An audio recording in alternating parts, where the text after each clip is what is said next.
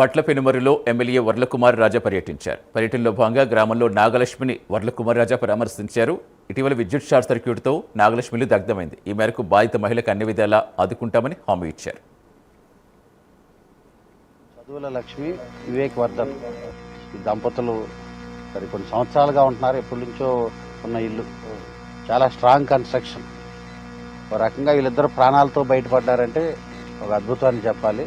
దేవుడు చల్లగా చూశాడు కాబట్టి ముందు బయటపడ్డారు. కానీ ఇల్లంతా కూడా పూర్తిగా ధ్వంసమైంది.